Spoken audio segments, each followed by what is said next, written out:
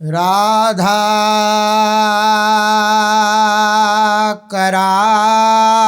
करावचित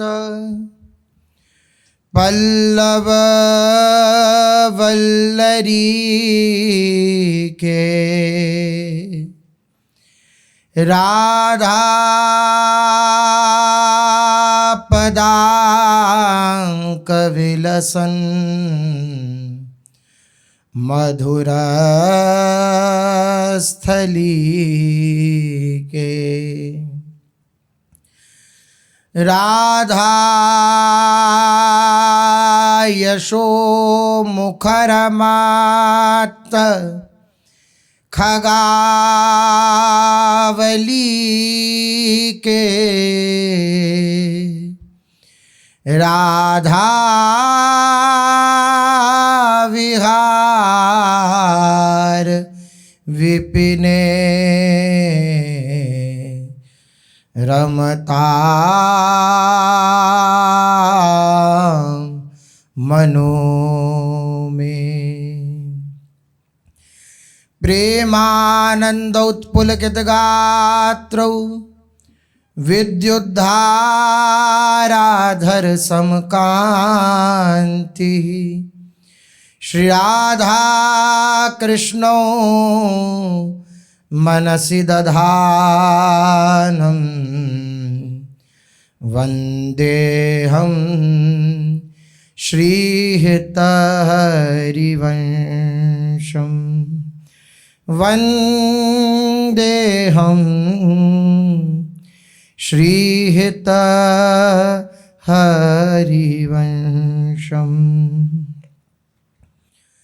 राधा राधा राधा राधा राधा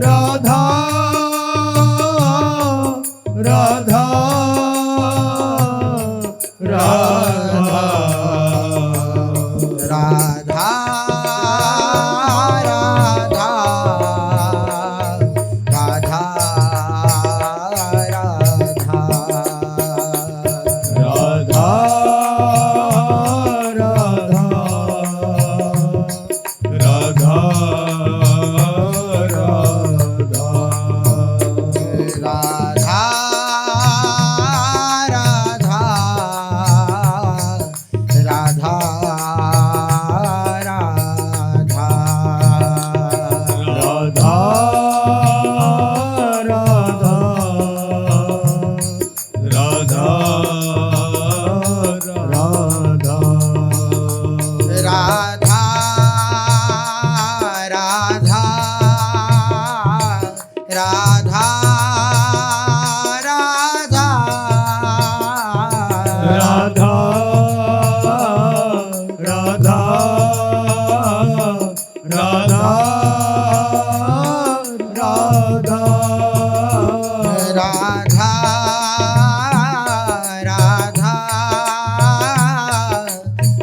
राधा राधा राधा राधा राधा राधा राधा राधा राधा राधा राधा राधा राधा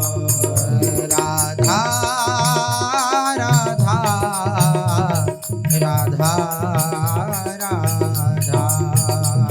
राधा राधा श्री राधा वल्लभ लाल की, महाप्रभु श्री हरिवंश चंद्रजू महाराज की, श्री सद्गुरुदेव भगवान की। रसघन मोहन मूर्ति ठाकुर श्री राधा वल्लभ लाल जू,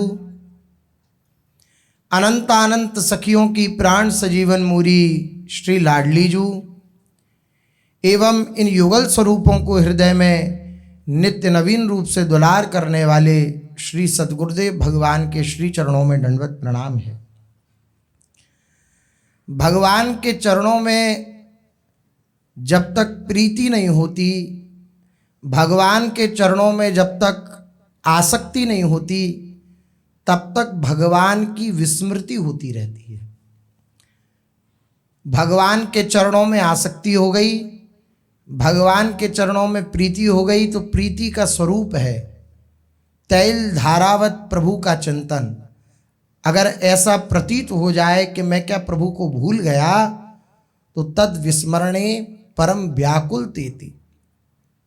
ऐसा आभास हो गया कि क्या मैं प्रभु को भूल गया, तो इसी आभास में उस प्रेमी उपासक के हृदय में व्याकुलता उत्पन्न हो जाती है कि हाय मेरे जीवन को धिक्कार है, मेरी जो तैल धारावत स्मृति चल रही थी उसमें विक्षेप पहुंच गया, मैं भूल गया प्रभु को। भगवान के चरणों में प्रीति, भगवान के चरणों में ममत्व, उनके चरणों में आसक्ति ही उनकी स्मृति प्रदान करती है। भगवान के चरणों में स्मृति नहीं हो पाती है, विस्मृति बनी रहती है हमारी। क्यों? क्योंकि जो प्रीति का स्थान है वो हमने किसी और को दे रखा है। संसार को, माता को, पिता को, बंधुओं को, मित्रों को, भाइयों को, बहनों को, इन सबको अपनी प्रीति का स्थान दे रखा है। यही प्रीति, जैसी आसक्ति हम संसार से करते हैं, इसी आसक्ति को मोड़कर जो प्रभु के चरणों में स्थापित कर देता है, बस उसके हृदय में अखंड तैल धारावत चिंतन प्रकट हो जाता है। जो इस मार्ग का पथिक है, उसका लक्ष्य है कि मैं एक क्षण के लिए भी प्रभु को न भूलूं। वो प्रयासरत है कि मैं अपने प्रयासों के द्वारा या जो उपासना पद्धति मिली है उसके द्वारा ये प्रयत्नरत रहूं कि प्रभु की विस्मृति ना हो, लेकिन फिर भी हो जाती है। क्यों हो जाती है? क्योंकि हमारी प्रीति का स्थान, हमारे अपनेपन का स्थान अभी दूसरा है कोई। हम किसी और से अभी प्यार करते हैं, किसी और को अभी अपना मानते हैं, किसी और को न मानते सही विरक्त हो गए सब जगह से, तो इसको तो अपना ही मानते हैं। इस शरीर के प्रति अनुकूल भाव हो जाता है, अनुकूल व्यवस्था हो जाती है तो हम खुश हो जाते हैं। इसके प्रति प्रतिकूल भाव हो जाता है, प्रतिकूल व्यवस्था हो जाती है तो हम दुखी हो जाते हैं। तो संबंध इससे बना हुआ है, प्रभु से संबंध नहीं बना हुआ। जैसी प्रीति हम शरीर से करते हैं, आश्चर्य की बात, वैसी प्रीति भी हम प्रभु से नहीं करते। जैसा प्रेम हम शरीर से करते हैं, शरीर की सुख सुविधाओं से करते हैं, वैसा प्रेम भी हम प्रभु से नहीं कर पाते। भगवान दूसरे नंबर पर रहते हैं, शरीर की सुविधाएं पहले नंबर पर रहती हैं। ये अपने अंतःकरण की, हृदय की बात है। भगवान की भी विस्मृति हम कर सकते हैं। अगर ये कह दिया जाए कि तुम इतनी देर विस्मृति से युक्त रहो और तुम्हें ये लाभ मिल जाएगा, तो हम उस लाभ के पीछे पड़ जाएंगे कि हमारे शरीर को सुख मिलना चाहिए। हम धाम को छोड़ सकते हैं, हम नाम को छोड़ सकते हैं, हम रूप को छोड़ सकते हैं। अरे वो तो अपने ही हैं, बाद में जप लेंगे, पहले ये जो मिला है इसे भोग लें। तो कितना हमने प्रभु के प्रति महत्व बुद्धि कर रखी है। प्रभु दूसरे नंबर पे हैं, पहले नंबर पे हमारे लिए वो भोग सुविधाएं हैं जो हमें खुश कर रही हैं, हमें प्रसन्न कर रही हैं, हमारे मन को संतुष्ट कर रही हैं। तो ऐसे में बात नहीं बनती है, ऐसे में भगवान की वह अखंड स्मृति जागृत नहीं होती है। अखंड स्मृति तो उसी की जागृत होती है जिसने सारे संबंध प्रभु से मान लिए, सारी सुख की व्यवस्था या पीड़ा की स्थिति या सुख की स्थिति, हर स्थिति में अपना सर्वस्व प्रभु को मान लिया है, उसको अखंड स्मृति प्राप्त होती है। महापुरुषों के लिए कहा गया कि अनंत अनंत लोगों की संपत्ति भी दे दी जाए तब भी आधे क्षण के लिए भी प्रभु की विस्मृति ना करें। वो है परम भागवत, वे हैं परम प्रेमी। ऐसे प्रेमियों के प्रति प्रभु बिक जाते हैं, प्रभु अपना सर्वस्व दे देते हैं। करना क्या है? जैसी प्रीति आपने शरीर संसार से कर रखी है, अपनी माता से कर रखी है, अपने पिता से कर रखी है, अपने बच्चों से कर रखी है, वही प्रीति प्रभु के चरणों में स्थापित कर देनी है। सबकी ममता ताग बटोरी, मम पद मनहि बांध बर डोरी। जो सब जगह फैली हुई हमारी आसक्ति है, ममता है, उसको इकट्ठा करो और एक डोरी बनाओ, प्रेम डोरी, और प्रभु के चरणों में बांध दो उसे। वही प्रीति जो शरीर संसार में कोई नई उपज नहीं है, कोई नई आसक्ति, कोई नई प्रीति नहीं। जैसे कामी ही नारी प्यारी जिम लोभी जिम प्रिय धाम, तिमि रघुनाथ निरंतर प्रिय लागौ मोय राम। जैसा एक कामी व्यक्ति स्त्री से प्रेम करता है, एक लोभी व्यक्ति धन से प्रेम करता है, श्री तुलसीदास जी महाराज कहते हैं प्रभु आपके चरणों में मेरी ऐसी आसक्ति हो जाए, ऐसा प्रेम हो जाए आपके चरणों में। वही आसक्ति, वही प्रेम जो शरीर संसार में हमने बांट रखा है, बस वही प्रभु के चरणों में समर्पित करना है, तब तैल धारावत स्मृति प्रभु की जागृत होती है। भगवान बिक जाते हैं ऐसे जो अपने शरीर की आसक्ति को और शरीर से संबंधित अपने परिवार की आसक्ति को छोड़कर जो प्रभु के चरणों में आसक्ति कर लेता है ना। देखिए, यह आसक्ति छोड़ने की बात है, शरीर संसार को छोड़ने की बात नहीं है। बोले शरीर से आसक्ति छोड़ दी है तो लाओ शरीर कोई हम खत्म कर दें तो आसक्ति छूट जाएगी। नहीं, शरीर खत्म करने से शरीर की आसक्ति नहीं छूटती है, शरीर से अपनापन मिटा देने से शरीर की आसक्ति छूटती है। अपनापन मिट गया, संसार से दूर होने से संसार की आसक्ति नहीं छूटती है, संसार से अपनापन खत्म कर देने से संसार की आसक्ति छूटती है। सारे संसार से अनासक्त हो गए तो फिर मन कहेगा कि फिर हमारा है कौन। तुरंत कहने लगता है ना, हमारी विपरीत परिस्थिति आएगी तो हमारी रखवारी कौन करेगा, हमारी वृद्धावस्था आएगी तो हमारी रखवारी कौन करेगा, कौन हमारी सेवा शुश्रूषा करेगा। अगर ये प्रश्न आ रहा है तो फिर धिक्कार है जीवन को। क्या श्री जी के उस मंगलमय विधान पर भरोसा नहीं? क्या उनकी सर्व सामर्थ्यता पर भरोसा नहीं? आप भले ही कहते रहे हमें भरोसा है, लेकिन अगर हृदय में ऐसे प्रश्न आ रहे हैं तो अभी विश्वास नहीं है, अभी भरोसा नहीं है। वरना कैसे ये बात आ सकती है हृदय में कि हमारा क्या होगा? अरे उनकी शरण में है, उनके भरोसे पर असोच हैं, कोई सोच नहीं है हमारे हृदय में कि हमारा क्या होगा। उनके भरोसे पर, उनका भरोसा जागृत नहीं हुआ तो ये सोच बना रहेगा, ये चिंता बनी रहेगी कि जब हम सब कुछ प्रभु को मान लेंगे और किसी से कोई संबंध नहीं रखेंगे, किसी से कोई व्यवहार नहीं रखेंगे, तो हमारी हारी बीमारी में कौन काम आएगा? तो अभी कोई और काम आने के लिए आपके हृदय में लालसा है तो अभी प्रभु के प्रति पूर्ण समर्पण नहीं हुआ, और प्रभु के प्रति इस प्रकार से पूर्ण समर्पित नहीं हुए तो प्रभु की उस दिव्य कृपा की अनुभूति भी नहीं होगी। केवल और केवल एक शर्त होती है प्रभु की कृपा की अनुभूति के लिए, अनन्यता। मेरा कोई नहीं, शरीर संसार में मेरा कहलाने वाला मेरा कोई नहीं है, केवल प्रभु के सिवा, तब प्रभु की कृपा की अनुभूति होती है। ऐसी स्थिति में थोड़ी होती है कि हम इधर भी पकड़े रहें और उधर भी बनाते फिरें, और ऐसा नहीं होता है। एक तरफा होना पड़ता है, पैर जमाना पड़ता है, और इस तरीके से जमाना पड़ता है कि पीछे लौटे नहीं पैर, इस प्रकार से जमाना पड़ता है। अपनी सारी आसक्ति को प्रभु के चरणों में समर्पित कर देना पड़ता है। नहीं होती है तो प्रार्थना करनी पड़ती है प्रभु के चरणों में कि आप मेरी सारी आसक्ति को अपने चरणों में समेट लीजिए। प्रतीत होता है ऐसा, लेकिन वो सूक्ष्म रूपेण हृदय में बसी रहती है। इसकी जांच कब होती है?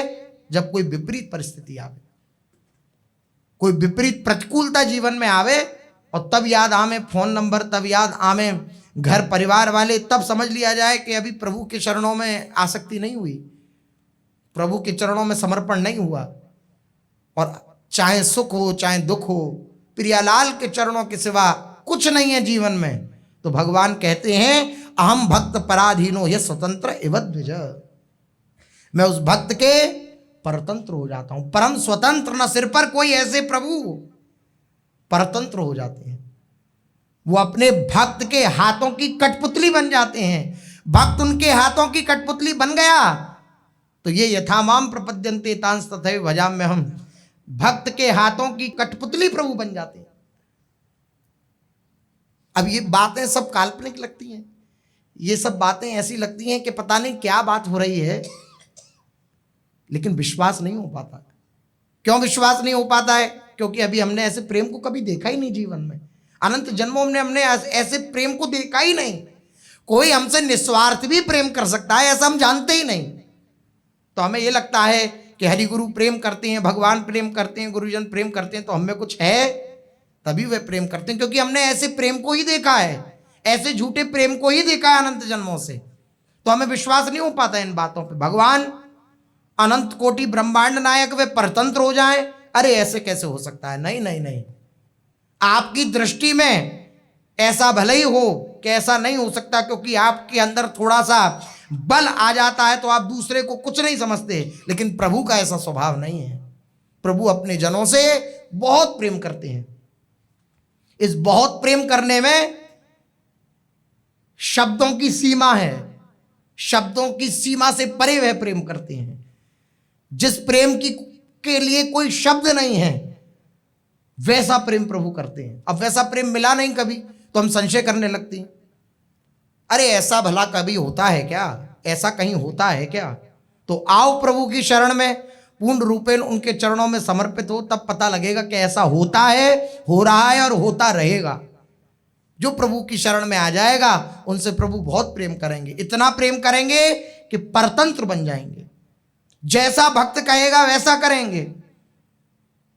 भगवान कह रहे हैं मेरे से कह दे मेरा भक्त कि रथ चलाओ तो मैं रथ चलाऊं, घोड़ा हाँको तो मैं घोड़ा हाँकूं, गैया चराओ तो गैया चराऊं, भोजन बनाओ तो भोजन बनाऊंगा, मेरे घर की चाकरी करो तो मैं चाकरी करूंगा, और मेरे को अगर वो भरे बाजार में बेच दे तो मैं बिक जाऊंगा। ऐसा प्रेम करने वाले हैं। अब ऐसा प्रेम करने वाला कोई मिला ही नहीं, तो ऐसा आश्चर्य लगता है कि भला ऐसा होता है क्या? ऐसा ही होता है। जो पूर्ण रूपेण प्रभु के चरणों में आसक्ति जोड़ लेता है उसके जीवन में ऐसा ही होता है। भगवान के मुख के वचन हैं दुर्वासा जी से। भगवान अपने मुख कमल से कह रहे हैं, क्या कह रहे हैं? ये दारागार पुत्राप्तान प्राणान वित्तमिमं परम हित्वा मां शरणं याता कथम तांस त्यक्तुमुत्सहे। भगवान कह रहे हैं मैं अपने भक्तों के पराधीन हूं। और कैसे भक्त हैं वो? बोले ये दारागार पुत्राप्तान प्राणान वित्तमिमं परम। आहा, अद्भुत बात। दुर्वासा जी, जिसने सब कुछ छोड़कर मुझे अपना लिया है, सब कुछ क्या? जिसको उसने अपना मान रखा उस सबको छोड़ दिया और अपनापन केवल मेरे चरणों में कर दिया है। किस किस को छोड़ दिया है? बोले स्त्री, स्वामी, पुत्र, बंधु, परिवार, धन, मकान, जमीन, लोक परलोक, शरीर, सबको छोड़कर जो मेरा हो गया है, दुर्वासा जी आप ही बताओ मैं उसे कैसे छोड़ सकता हूं। दुर्वासा जी से भगवान कह रहे हैं कि आपके हृदय में प्रश्न उठ सकता है कि मैं इस चक्र के भय से आपकी शरण में आया हूं, आप मेरी रक्षा नहीं कर रहे। तो दुर्वासा जी आप ही बताओ, जिन्होंने मेरे लिए अपने सर्वस्व का त्याग कर दिया, मैं उन्हें कैसे छोड़ सकता हूं। गोपियों से भगवान कहते हैं यह अत्यंत कठिन है मोह की बेड़ियों को तोड़ पाना, लेकिन तुम उन मोह की बेड़ियों को तोड़ करके मेरी शरण में आई हो, मैं तुम्हारा ऋणी हूं। बड़े बड़े ऋषि मुनि भी इस मोह जंजाल को नहीं छोड़ पाते, इन मोह की बेड़ियों को नहीं तोड़ पाते, लेकिन तुम सब तोड़ करके, सारी श्रृंखलाओं को तोड़ करके मेरी शरण में आई हो, मेरे पास आई हो, मुझे अपना मानती हो। तामन मनस्का मत प्राणा मदर्थे त्यक्त देहिका। भगवान के वचन हैं गोपियों के लिए, वो मेरे मन वाली हैं, मेरे लिए अपने शरीर सुख आदि का सबका परित्याग करने वाली हैं। मैं तुम्हारा ऋणी हूं। भगवान छोड़ नहीं सकते। फिर क्या आसक्ति, कोई नई आसक्ति नहीं। बोले ऐसा प्रेम तो कैसे हो हमारे हृदय में। बस एक बात, जो जो प्रेम हमने बांट रखा है अलग अलग जगह, उस सब को बटोर करके प्रभु के चरणों में लगा देना। जैसा प्रेम आप अपनी शरीर से करते हैं, वही प्रेम प्रभु के चरणों में समर्पित कर देना। जैसे हर समय हमारी शरीर की हम रखवाली करने का प्रयास करते हैं, कैसे कहीं चोट ना लग जाए, कहीं कोई पीड़ा ना हो जाए, थोड़ी सी भी पीड़ा हो तो तुरंत हम उपचार के लिए चले जाते हैं, इस प्रकार से हम अपने शरीर से प्रेम करते हैं। ऐसा प्रेम भी प्रभु से करने लगे। प्रभु ने पाया कि नहीं पाया, प्रभु को अब शयन की निद्रा दिख रही है उनके नेत्रों में, उनको शयन कराना चाहिए उनसे, मतलब पूर्ण रूपेण आत्मवत प्रभु से प्रेम। जैसे हम आत्मवत अपने से प्रेम करते, ऐसे प्रभु से प्रेम करें। जब ऐसा प्रभु से प्रेम होता है, ऐसी प्रीति होती है, तब अखंड स्मृति की जागृति होती। फिर उसका चिंतन को घसीटने वाले कौन हैं? जहां जहां हमने संबंध मान रखा है, वहीं वहीं चिंतन जाता है। जिन जिन विषयों में हमने सुख मान रखा है, उन्हीं विषयों में हमारा चिंतन जाता है। कहीं सुख ना लगे, कहीं कोई अपना ना लगे, केवल प्रभु अपने लगे, तो निरंतर प्रभु का चिंतन होने लगे। हमारे ब्रज के रसिक जन तो कहते हैं कि अरे लाला, तुम्हारा चिंतन हमें करना पड़े तो हमारे जीवन पे धिक्कार है, तुम्हारे चिंतन के बिना रहा ना जाए। ब्रज के महापुरुष जन हैं, पूर्ण रूपेण हृदय समर्पित है, तो वो कहते हैं कि आपका चिंतन हमें करना पड़े तो हमारे जीवन को धिक्कार है। चिंतन करना पड़ रहा है, हो नहीं रहा, धिक्कार है हमारे जीवन को। शरीर संसार का चिंतन करते नहीं है, होता है। आपका चिंतन हमें करना पड़ रहा है, हो नहीं रहा, हमारे जीवन को धिक्कार। आपके चिंतन के बिना रहा ना जाए, ऐसी स्थिति, तेरे बिना रहा ना जाए, आपके बिना रहा ना जाए, ऐसी चित्त की स्थिति होनी चाहिए। ऐसी चित्त की स्थिति क्यों नहीं बन पाती? क्योंकि बहुत से जन हमारे अपने, कोई हमारा ना रहे। प्रीति में विस्मृति है ही नहीं, प्रेम में विस्मृति है ही नहीं। आप कभी भूलते हैं, सो के भी उठें तब भी, कि आप पुरुष हैं कि स्त्री, भूलते हैं कभी? आप उठेंगे, कोई आपको सोते में भी जगा के पूछे कि कौन हो आप, तो आप एकदम कह पड़ेंगे कि हम पुरुष हैं। आप पुरुष हो कि स्त्री, तो सोचना थोड़ी पड़ेगा कि हम स्त्री हैं कि पुरुष हैं, जो हैं सो कह बैठेंगे। ऐसी अखंड स्मृति, उससे कहा जाए कि तुम प्रभु का स्मरण कर रहे हो क्या, तो उसके पास इस बात का कोई उत्तर नहीं। तो क्या भूल गए क्या, तो इस बात का भी कोई उत्तर नहीं है। ये अखंड स्मृति। उस उपासक से पूछा जाए कि तुम भगवान की स्मृति कर रहे हो क्या, तो कोई उत्तर नहीं है उसके पास। और उससे पूछा जाए कि अच्छा भूल गए, तो इसका भी कोई उत्तर नहीं है। ऐसा भी नहीं कह सकता वो पूर्ण रूपेण के मैं भूल गया। ये है अखंड स्मृति। ये कब प्राप्त होती है? जब कोई हमारा नहीं होता, कोई हमारा नहीं होता, कोई हमारे चित्त का आकर्षण करने वाला नहीं होता, कोई हमारे चिंतन को खींचने वाला नहीं होता, तब ऐसी स्थिति प्राप्त होती है। क्योंकि प्रीति में विस्मृति है ही नहीं, प्रीति में विस्मृति होती ही नहीं। प्रेमास्पद के जीवन का नाम प्रीति है, प्रेमास्पद का जीवन ही उसका जीवन बन जाता है। अब उसमें और प्रेमास्पद में, प्रेमी और प्रेमास्पद में कोई भेद नहीं रहा, प्रेमी प्रेम हो गया। प्रेम, प्रेमी, प्रेमास्पद, इस त्रिपुटी का लय हो गया और केवल प्रेम ही प्रेम विराजमान है।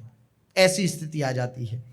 ऐसा जब तक ना हो तब तक चित्त की वृत्तियों को जगत की ओर जो जा रही हैं उनको वहां से हटाना पड़ेगा। जब तक ऐसी स्थिति ना आवे तब तक बार बार जो चिंतन हमारा जा रहा है उसे लौटा कर प्रभु के चरणों में लाना पड़ेगा।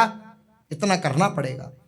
चित्त की वृत्तियां जो जगत की ओर जा रही हैं उनको वहां से हटाना पड़ेगा, चाहे जिस प्रकार से हटावें। भगवान के भजन के अभ्यास के द्वारा हटाएं। कान, नाक, आंख, जिह्वा, इन सब इंद्रियों को भगवान में लगाएं। इस प्रकार से हटाएं संसार के चिंतन को अपने हृदय से। कान से क्या सुनेंगे? केवल प्रभु की चर्चा सुनेंगे, प्रभु का नाम सुनेंगे, प्रभु के संबंध में सुनेंगे। और नाक से केवल प्रभु की सुगंध को ग्रहण करेंगे।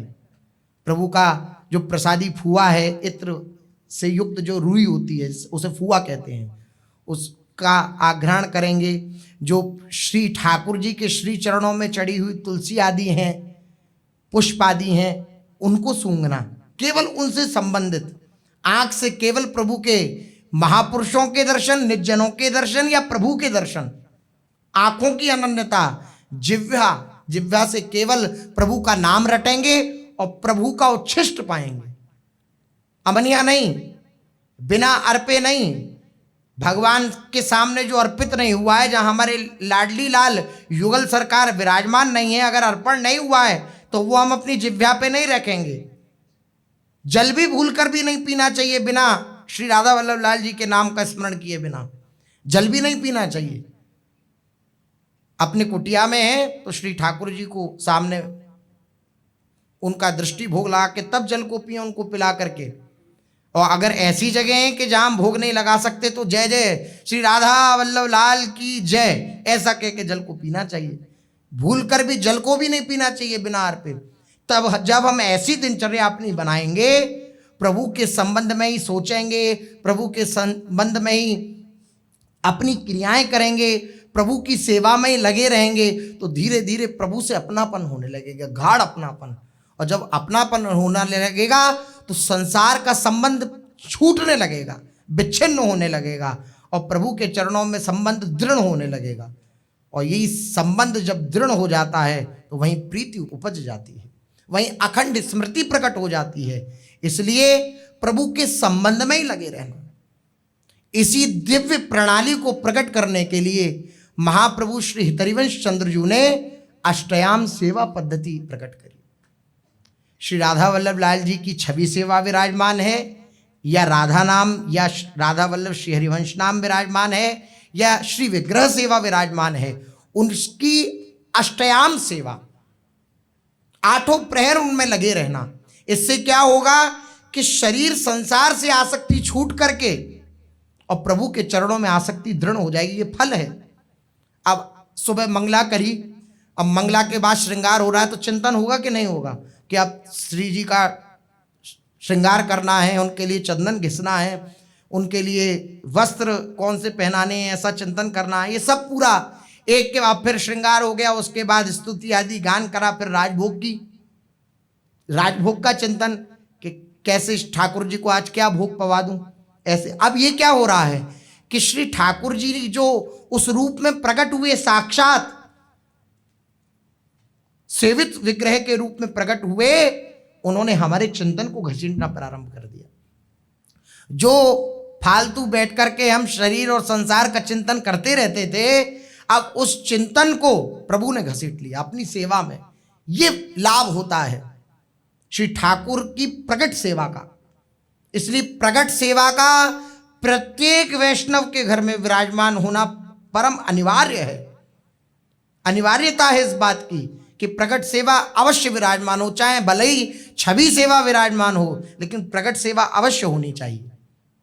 ऐसा गुरुजनों का आदेश रहता है। दीक्षा के समय भी श्री राधा वल्लभ लाल जी, महाप्रभु श्री हरिवंश चंद्र जी और पूज्य गुरुदेव भगवान, इनकी सेवा का एक प्रणाली बताई जाती है कि इनकी सेवा कम से कम करनी है। अष्टयाम सेवा पद्धति ये पूरी विस्तृत रूप से दी गई है, प्रकाशित है। क्यों है कि हम प्रभु की उस सेवा में तत्पर रहें, प्रभु में लगे रहें, तो शरीर संसार से आसक्ति धीरे धीरे ढीली पड़ने लगती है और प्रभु के चरणों में हमारी वह आसक्ति जो शरीर का आश्रय ग्रहण करने के कारण बंधन का कारण बन रही थी, अब वही आसक्ति प्रभु के चरणों में जुड़ जाने के कारण प्रेम का कारण बन जाएगी।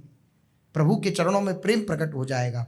उसी अष्टयाम सेवा का वर्णन कर रहे थे महापुरुष जन। कह रहे हैं कि पहले उठ करके भक्तों का स्मरण करे, गुरुदेव का स्मरण करे, जय जयकार करे, मंत्र जाप करे, फिर उठने के बाद शौच स्नान आदि करके 12 तिलक लगाए, माथे पर, उदर पर, छाती पर, कंठ पर, दाईं कमर पर, दाईं बाह पर, दाएं कंधे पर, बाईं कमर पर, बाईं बाह पर, बाएं कंधे पर, पीछे गर्दन के नीचे और पीछे कटी प्रदेश के ऊपर, ऐसे 12 तिलक। अगर 12 तिलक न लगा सके तो 3 तिलक तो अवश्य धारण करे रोज स्नान के पश्चात, मस्तक पर, कंठ पर और हृदय पर, वक्षस्थल पर। ये 3 तिलक अवश्य धारण करने चाहिए अगर समय का अभाव हो तो, अन्यथा 12 तिलक धारण करने चाहिए। श्री महाप्रभु जी ने जो ये दिव्य अष्टयाम सेवा पद्धति का ये दिव्य स्थापन किया, इसके लिए अपने हृदय में ये विचार करे। श्री युगल सरकार जहाँ विराजमान है वहाँ जाए और पहले सखियों की जय जयकार करे। ललिता, विशाखा आदि जो दिव्य श्री जी की अष्ट सखियाँ हैं उनकी जय जयकार करे, महाप्रभु जी के चरणों में वंदना करे, श्री सेवक जी के चरणों में वंदना करे, श्री सद्गुरुदेव भगवान के चरणों की वंदना करे। उसके पश्चात ये विचार करे कि मैं लाडली जू की निज दासी हूँ। प्रथम ही भावुक भाव विचार है, ये भावना में धारण करे कि मैं कौन हूँ, मैं लाडली जू की निज दासी हूँ। उपासक को भजन आरंभ करने से पूर्व, सेवा आरंभ करने से पूर्व अपने सहज सखी भाव का चिंतन करना चाहिए। मैं लाडली जू की निज दासी हूँ। चिंतन करेंगे तो चिंतन का प्रभाव ऐसा होगा कि वैसा अनुभव होने लगेगा। पूज्य महाराज श्री एक बार सत्संग में कह रहे थे कि दिन भर में आप कितनी बार ये स्मरण करते हैं कि आप लाडली जू की दासी हैं। आप अपनी दिनचर्या ऐसी बनाएं, गुरुदेव के वचन, कि आप अपनी दिनचर्या ऐसी बनाएं कि हर समय आपके हृदय में ये भावना रहे कि मैं लाडली जू की दासी हूँ, मैं लाडली जू की सहचरी हूँ। कोई भी सेवा कार्य कर रहे हैं तो हृदय में ये भावना प्रगाढ़ रूप से स्थापित रहनी चाहिए कि मैं लाडली जू की दासी हूँ, मैं उनकी सहचरी हूँ। ये कोरी भावुकता नहीं होती है, ये गुरु प्रदत्त संबंध है, दृढ़ संबंध। जब हम इसका चिंतन करेंगे तो इसका अनुभव हो जाएगा उनकी कृपा प्रसाद से। तो ये विचार करना चाहिए कि मैं लाडली जू की निज दासी हूं। अपने श्री गुरु चरणों की कृपा मनाकर अपने शरीर और मन को नव किशोर अवस्था वाली सहचरी के रूप में अनुभव करना चाहिए। किशोरी मात्मानम किमि सुकुमारिम नुकलये। इसके बाद उसको अपनी स्वामिनी श्री राधा द्वारा प्रसाद रूप में दिए गए आभूषण और वस्त्रों को रोमांचित होकर अपने उस सहचरी शरीर पर धारण करने चाहिए। भावना में मेरी लाडली जू ने मुझे प्रसादी वस्त्र दिए हैं, उन वस्त्रों को मैं धारण कर रही हूँ, लाडली जू की प्रसादी वस्त्रों को। इस प्रकार से सखी भाव को दृढ़ करने के बाद उपासक को अपने मन में श्री श्यामा श्याम की रसलीला का विस्तार करना चाहिए, अर्थात अनुभव करना चाहिए, सेवा में प्रवेश करना चाहिए। पहले ये भावना करे कि मैं लाडली जू की निज दासी हूँ।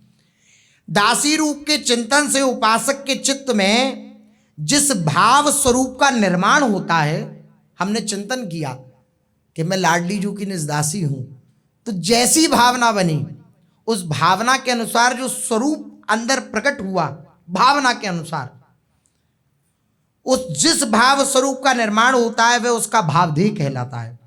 जीव के प्राकृत देह का संचालन उसका मलिन अहंकार करता है। जो प्राकृत देह हम लोगों के, इसका संचालन कौन करता है? अहम, अहंकार, यही मूल है, इसी के द्वारा संचालन होता है। जिसके कारण वे अपने को अमुक जाति का कहता है, अमुक कुल का कहता है, अमुक वर्ग का कहता है, अमुक संबंधों वाला समझता है कि मैं अमुक संबंध से युक्त हूं, मैं अमुक जाति का हूं, मैं अमुक जाति का हूं, मैं अमुक कुल का हूं, ऐसा वे समझता है। किस कारण से? मलिन अहंकार के कारण से। उपासक के भाव देह का संचालन उसका शुद्ध अहम करता है। शुद्ध अहम का किशोरी मात्मानम, मैं लाडली जू की निज दासी हूं, ये अहंकार, ये शुद्ध अहम उपासक के भाव देह का संचालन करता है, जिसके कारण वे अपने को श्री लाडली लाल की दासी समझता है। मैं लाडली लाल की निज दासी हूं। भाव देह के पुष्ट होने से प्राकृत देह का प्रभाव क्षीण होने लगता है और उससे संबंधित संपूर्ण संबंध भी क्षीण हो जाते हैं। जब भाव देह में पुष्टि हो जाती है तो प्राकृत शरीर और संबंध ये क्षीण होने लगते हैं, छूटने लगते हैं। इस प्रकार दासी भाव का चिंतन उपासक की वृत्तियों को बाहर से अंदर की ओर ले जाता है और धीरे धीरे उसके देहाभिमान को कम करके उसको अंतरंग सुख में स्थापित कर देता है।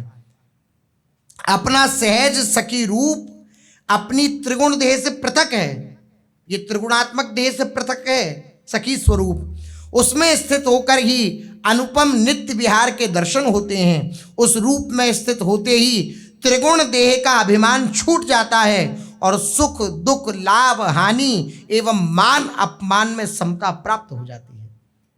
जब अपने स्वरूप का साक्षात्कार हो जाता है। त्रिगुण देहते पृथक है सखी आपनो रूप, तामे स्थित है निरख नित्य विहार अनूप, वामे स्थित है तजो त्रिगुण देह अभिमान, दुख सुख लाभ अलाभ सम मान अमान समान, सब कुछ समान हो जाता है। द्वंद्व आदि सब मिट जाते हैं उसके, जो अपने भाव देह में स्थित हो जाता है। इस प्रकार से अपने स्वरूप का भावना के अनुसार स्मरण करे कि मैं लाडली जू की निज दासी हूँ। हितरस उपासक को भजन आरंभ करने से पूर्व अपने सहज सखी भाव का विचार करना चाहिए, अपने श्री गुरु की कृपा मनानी चाहिए और अपने मन से उस नव किशोर अवस्था वाली सहचरी के रूप में अपने आप को अनुभव करना चाहिए। इसके बाद उसे अपनी स्वामिनी श्री राधा द्वारा प्रसाद रूप में दिए गए आभूषण और वस्त्रों को रोमांचित होकर उस सहचरी शरीर पर धारण करना चाहिए। दुकूलम बिभ्राणा मथ कुच तटे कंचुक पटम प्रसादम स्वामिन्याः स्वकरतल दत्तं प्रणयतः स्थितां नित्यं पार्श्वे विविध परिचर्यैक चतुरां किशोरी मात्मानं किमिह सुकुमारिं नुकलये। अपने आप को सखी स्वरूप देखे और ये भावना करे कि मेरी लाडली जू ने अपने प्रसादी वस्त्र मुझे प्रदान किए हैं। अब जब ऐसा भगवान की कृपा से, गुरुदेव की कृपा से चिंतन होने लगेगा तो क्या कहीं और चिंतन रह जाएगा? कोई समय ही नहीं है। लेकिन भगवान की माया बड़ी विचित्र है, इधर मन लगता नहीं और जहां मन पहले से लगा हुआ है वहीं आकृष्ट करता रहता है। बस यही साधना है, यही उपासना है कि बार बार जहां मन जा रहा है लौटा लौटा करके उसे अपनी उपासना पद्धति में लाना। जो उपासना सांगोपांग उपासना पद्धति जो दी गई है उसमें बार बार लौटा लौटा कर अपने मन को ला, यही साधना है। जब ये प्रयास मिट जाता है लाने ले जाने वाला, वही सिद्धावस्था है। अब एक रस प्रभु के चिंतन में स्थित हो गया तो अब प्रभु में और उस उपासक में कोई भेद नहीं रह जाता। प्रभु के चिंतन से एक रस स्थित हो गया। जब तक समेटना है, घसीटना है, इधर ले जाना उधर ले जाना, उधर से समेटना, यही साधना है, इसी को साधना कहते हैं। और जब चित्त स्थिर हो गया यही सिद्धावस्था है। तो विचार करे कि मैं लाडली जू की निज दासी हूं। अगर ऐसा विचार ना हो तो खूब जो मंत्र मिला है, नाम मिला है, उसका खूब स्मरण हो, तब वह सामर्थ्य हृदय में आएगी कि हम ऐसा विचार भी कर पाए। वरना ऐसा विचार करना भी संभव नहीं है। एक दिन दो दिन के बाद छूट जाता है। जैसे देखो अपनी दिनचर्या को, एक दिन दो दिन के बाद सब छूट जाता है। क्यों? क्योंकि नाम जप नहीं है, मंत्र जप नहीं है, भगवान की स्मृति से युक्त होकर भगवान का चिंतन नहीं, इसलिए ऐसा। उनकी कृपा मनाकर, गुरुदेव के चरणों की कृपा मनाकर ऐसा स्मरण करे। जब साधक इस प्रकार से सहचरी वपु को मन में धारण कर ले, तब उसे श्री श्यामा श्याम की ललित रस लीलाओं का अवलोकन करना चाहिए, जिससे साधक उस रस को अनुभव में ला सकेगा। सर्वप्रथम उपासक अपने सेव्य के मंदिर का सम्मार्जन करे, ये भावना करे मैं लाडली जी की निज दासी हूं, और फिर सोहनी सेवा, अपने ठाकुर के मंदिर की सोहनी सेवा, ये आकांक्षा स्वयं आचार्य जन कर रहे हैं। मैं कब सोहनी होंगी या सोहनी लगाऊंगी, ऐसा आचार्य जन स्वयं आकांक्षा कर रहे हैं। यत् किंकरीषु बहुशा खलु काकुवाणी नित्यं परस्य पुरुषस्य शिखंड मौले तस्याह कदा रसनिधेर वृषभानुजायास तत्केली कुंज भवनांगण मार्जनी श्याम।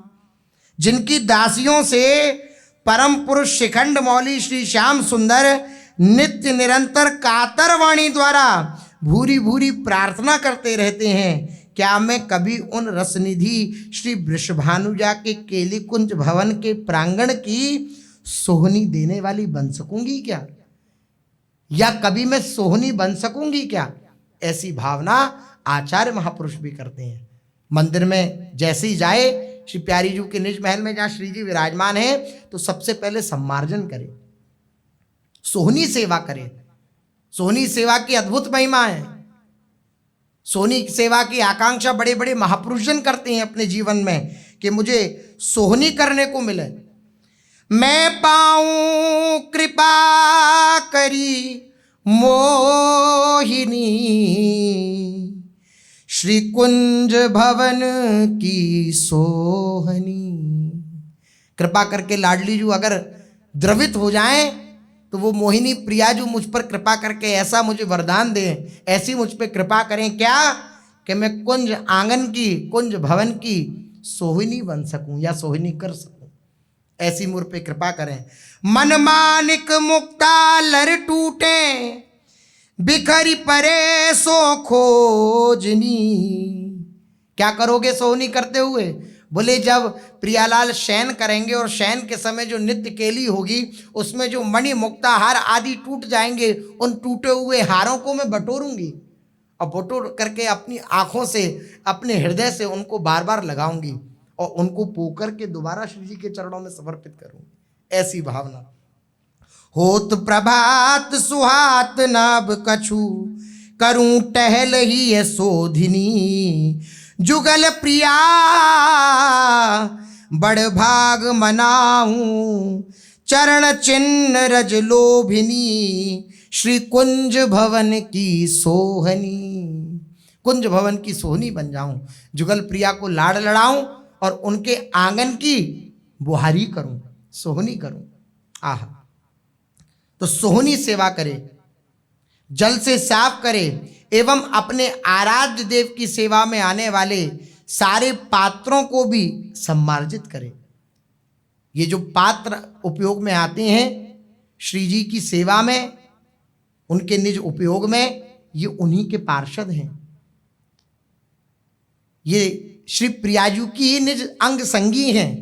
इनका सौभाग्य है कि इनका स्पर्श इनके इस थाल में, इन कटोरियों में श्री प्रियाजू पाती हैं। तो अगर गलती से भी ऐसा प्रतीत हो कि कहीं कोई गिर गया हाथ से या चरण लग गया या कहीं ऐसी जगह रख दिए कि अब जहाँ हम चरण धरते हैं, तो तुरंत उनका सम्मार्जन तुरंत अपने मस्तक से लगाना, उनका इतना सम्मार्जन करना चाहिए, अर्थात उनका इतना सम्मान करना चाहिए।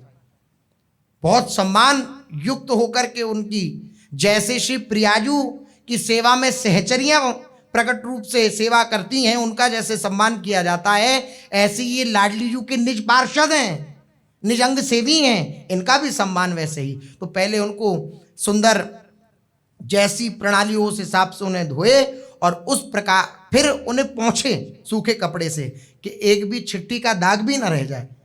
इस भाव से पहले धोए पानी से और फिर उन्हें कपड़े से पोंछे कि एक भी छिट्टी का दाग ना रह जाए। प्रियाजू की निज सेवा में जाएंगी।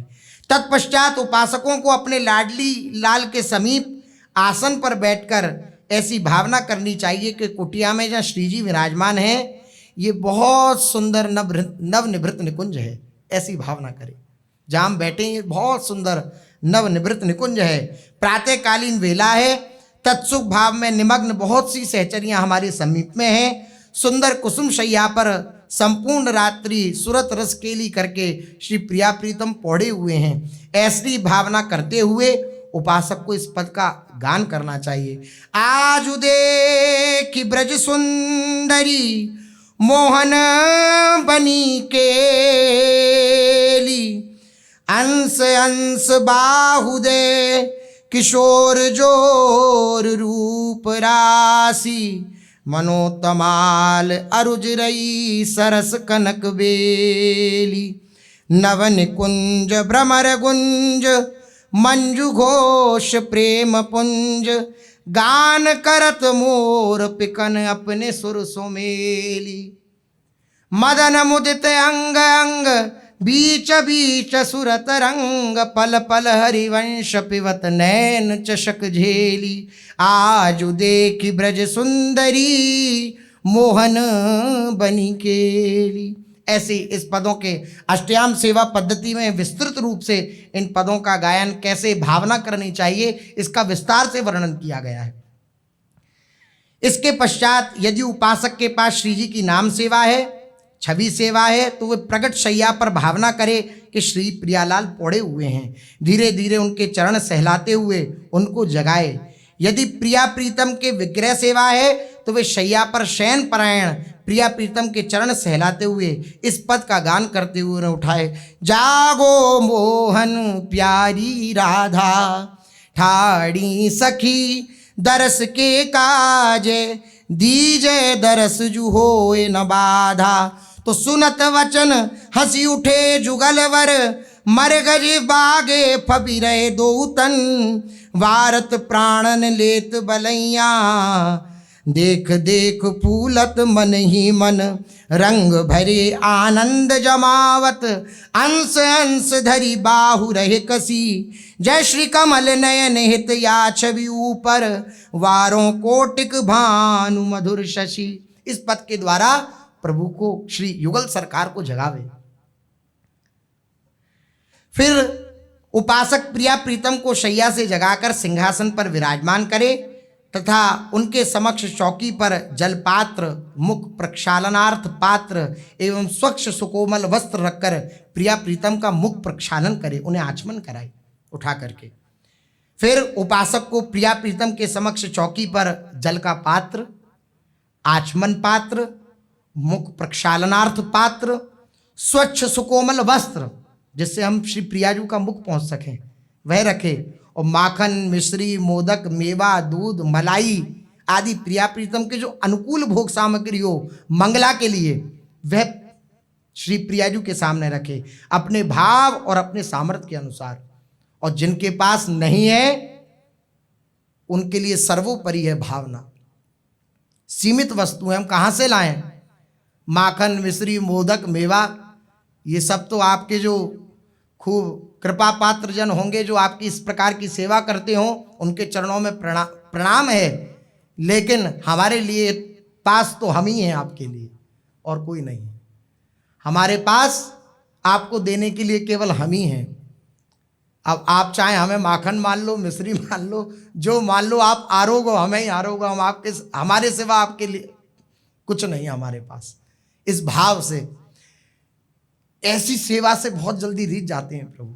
अत्यंत दैन्य है उपासक, और जो जो भोग सामग्री उसने सुनी अब ऐसी व्यवस्था नहीं, तो अंदर से व्याकुल हो रहा है कि कहाँ ऐसी योग्यता है प्रियाजू कि आपको सुंदर सुंदर पवार मैं पवा सकूं। अब जो कुछ है सो आपके चरणों में हूँ, जैसा हूँ। इस भावना से जो सुख पहुँचता है उस उपासक को भी और प्रियालाल को भी, इससे बड़ी कोई बात नहीं है। भावोत्सवेन भजताम रस कामधेनु।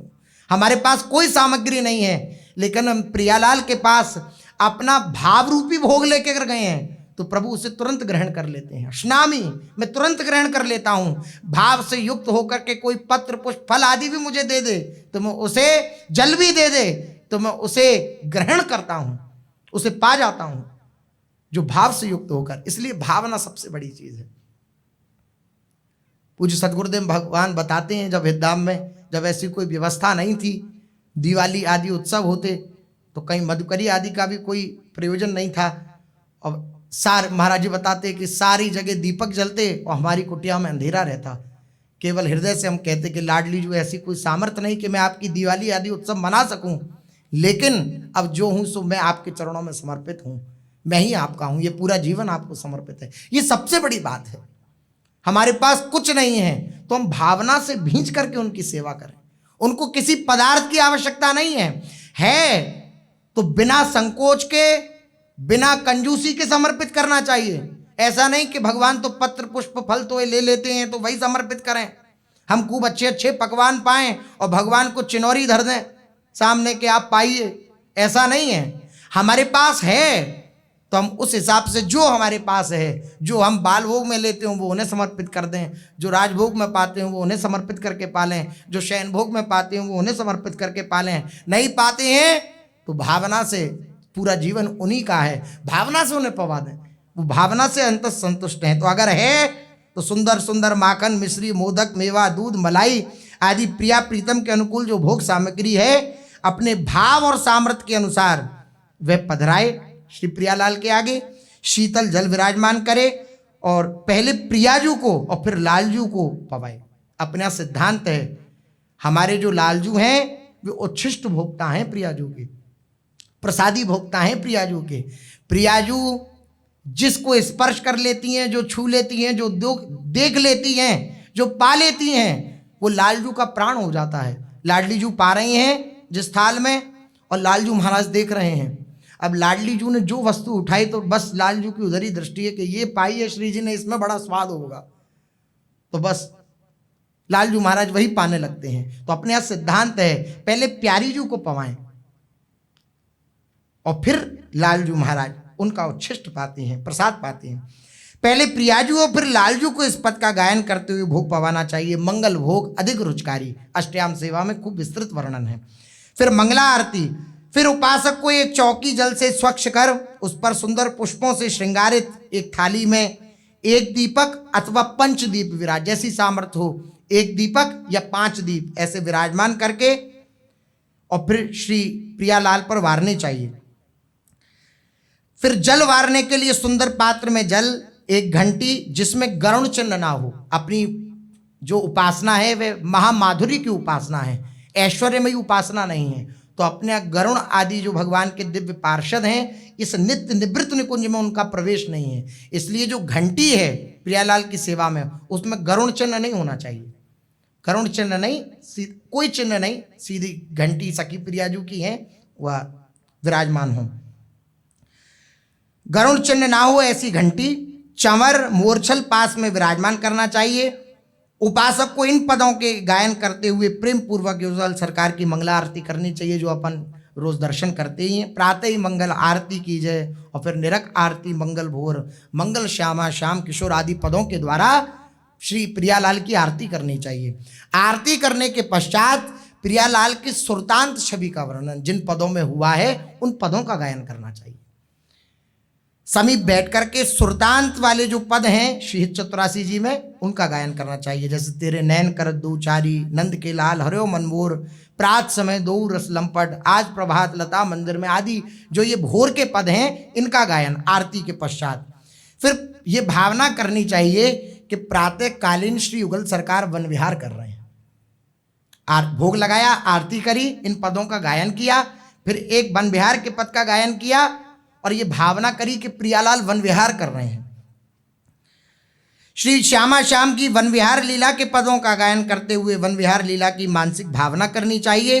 अथवा यदि व्यवस्था हो ऐसी कि विहार कराया जा सकता है वन विहार, तो प्रियालाल को अपनी गोदी में पधरा कर विहार करवाना चाहिए।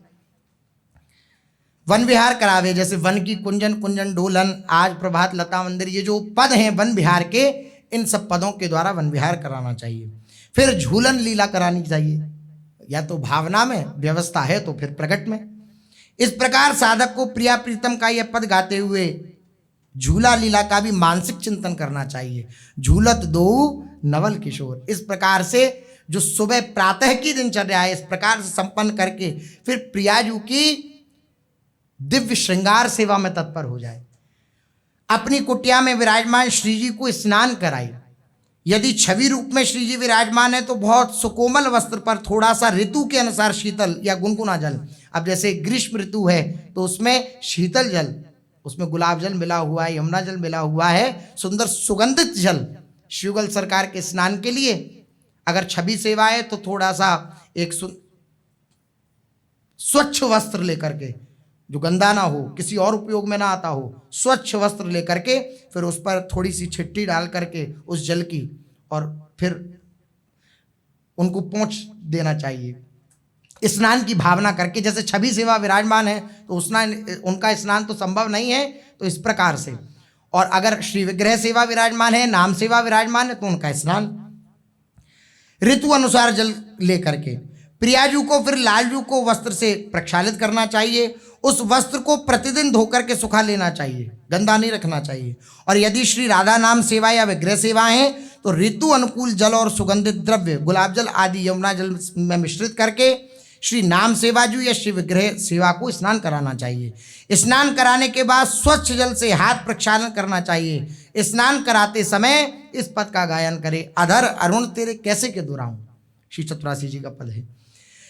फिर इस प्रकार उपासक को प्रिया प्रीतम की स्नान सेवा संपन्न करके उनकी श्री अंगों की सुकोमल वस्त्र से अंगोच कर पहुँच करके उनके जो सुकोमल अंग हैं हल्के हाथ से, एकदम ऐसे नहीं कि खूब कठोर हाथ से उनका पहुँचना नहीं है, खूब हल्के हाथ से उनको पहुँचना, अंगोच कर उनका श्रृंगार करना चाहिए। और श्रृंगार करते समय श्री चतुरासी जी के पास जो श्रृंगार के हैं, ब्रजनवतरणी कदम मुकुटमणि श्यामा अजबनी आदि जो ये पद हैं इनका गायन। इस प्रकार उपासक को उपरोक्त पदों का गायन करते हुए प्रिया प्रीतम का श्रृंगार करना चाहिए। सर्वप्रथम प्रियालाल की इत्र सेवा ऋतु अनुकूल इत्र द्वारा करनी चाहिए। तत्पश्चात सुंदर पत्रावली की रचना करके उन्हें विविध वस्त्राभूषणों से अलंकृत करना चाहिए। ऋतु अनुकूल सुंदर सुंदर पुष्पों की माला धारण कराकर चरणों में तुलसी दल और पुष्प अर्पण करने चाहिए। इत्र सेवा ऋतु अनुकूल। श्रृंगार सेवा में मृदु एवं सुगंध इत्र का प्रयोग होता है। हमारे पूज्य सद्गुरुदेव भगवान बताते हैं कि जो भी इत्र हम श्री जी की सेवा में उपयोग करें उससे पहले खुद देखें, पहले तो हाथ में थोड़ा सा लगा करके देखें कि उसकी सुगंध ज़्यादा तीक्ष्ण तो नहीं है, चुभने वाली तो नहीं है, कठोर तो नहीं है। ये दूसरा, ये सबसे कोमल अंग होता है शरीर का, ये आँख के नीचे यहाँ, तो थोड़ा सा इत्र यहाँ लगाए, फिर देखे छरछराहट तो नहीं हो रही है। अगर छरछराहट हो रही है तो मतलब उसमें केमिकल आदि मिले हुए हैं इत्र में। अगर नहीं हो रही है तो वो इत्र हम उपयोग श्री जी की सेवा में कर सकते हैं। तो यहाँ ये पहले जांच ले, क्योंकि परम सुकोमल श्री लाडली जो हैं आत्मवत सेवा होती है प्रियालाल की, इसलिए उनको जरा भी कष्ट ना हो, इस भावना से युक्त होकर के उनकी सेवा करनी चाहिए। तो ऋतु के अनुसार इत्र लगाए। श्री जी के श्रीअंगों पर कोई भी ऐसी वस्तु का प्रयोग नहीं करना चाहिए जो जलन करे, छरछराहट करे, ये छरछराहट आदि उत्पन्न करे। ऋतु के अनुसार इत्र, बसंत ऋतु में गुलाब का इत्र, ग्रीष्म ऋतु में मोगरा का या चंदन का इत्र, और जब अधिक ग्रीष्म माने गर्मी, अधिक गर्मी हो जाए तो खस का इत्र।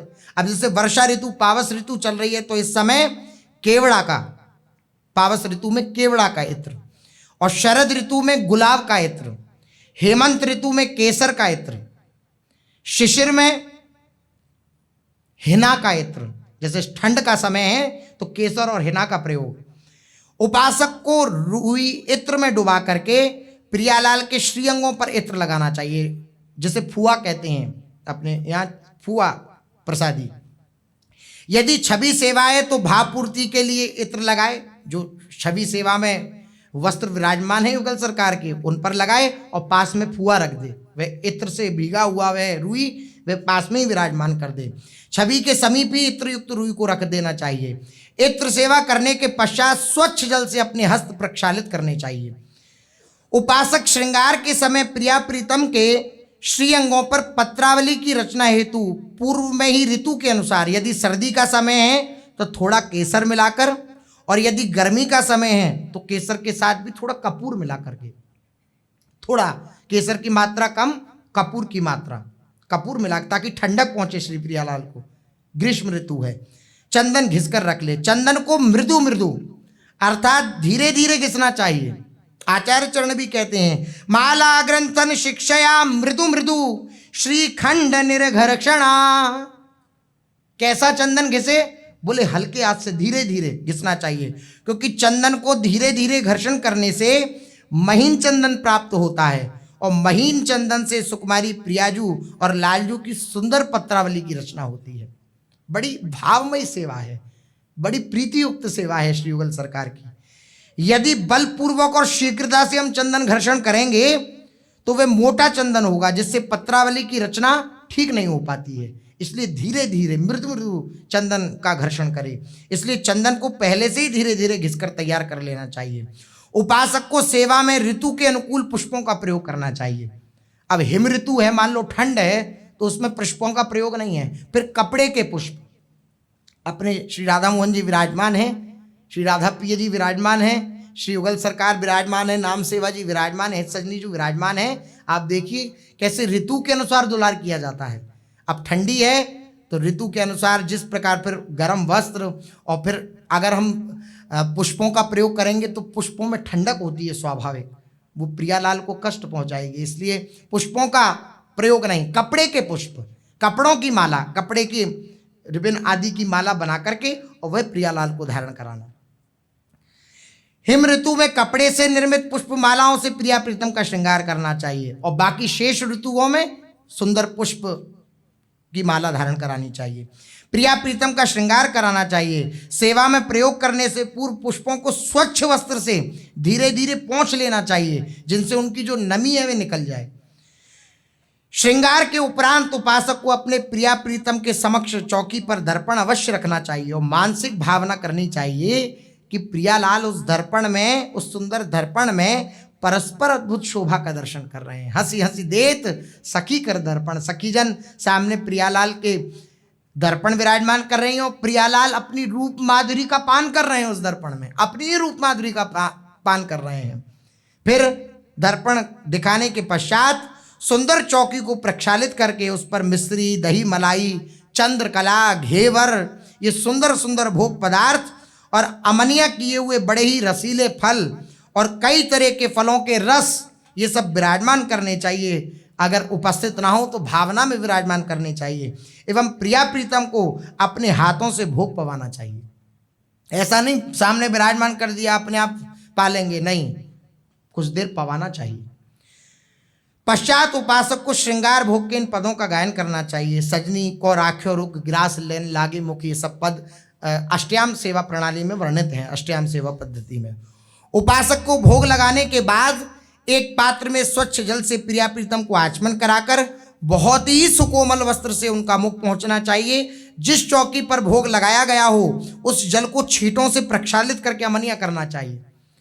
फिर श्रृंगार धूप आरती, आज नीकी बनी श्री राधिका नागरी, धूप आरती श्री युगल सरकार की, और फिर उपासक को युगल सरकार की 1 बाती की या 5 बाती की सामर्थ्य अनुसार पुष्पों से सुंदर थाली सजा करके और उसमें 5 बाती का दीपक रख करके बनी श्री राधा मोहन जी की जोड़ी, इन पदों का गायन करते हुए श्री युगल सरकार की श्रृंगार आरती करनी चाहिए।